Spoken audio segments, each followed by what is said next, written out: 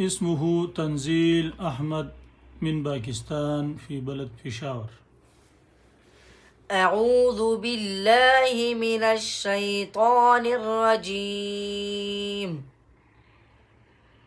بسم الله الرحمن الرحيم. الحمد لله الذي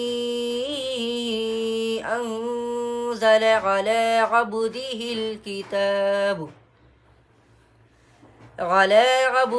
الكتاب ولم يجعل له عوجا قيما لينذر بأسا شديدا من لدنه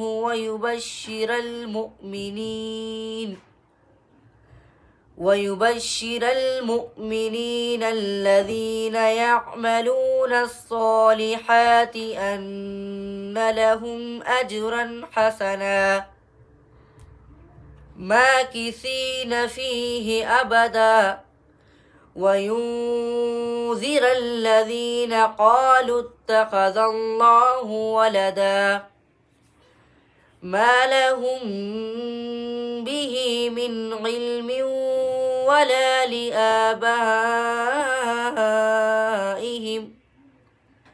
كبرت كلمة تخرج من أفواههم إن يقولون إلا كذبا فلعلك باخع نفسك على آثارهم إن لم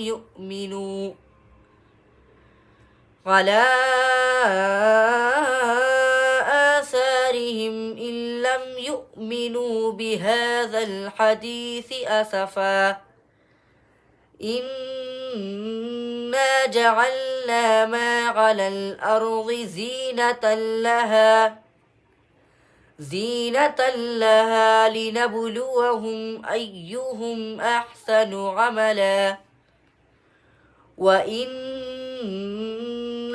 لجاعلون ما عليها صعيدا جرزا أم حسبت أن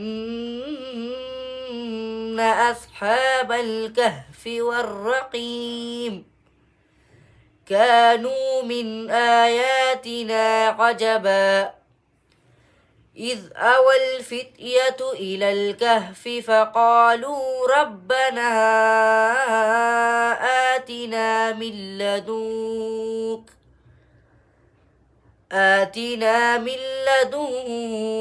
رحمة وهيئ لنا من أمرنا رشدا صدق الله العظيم.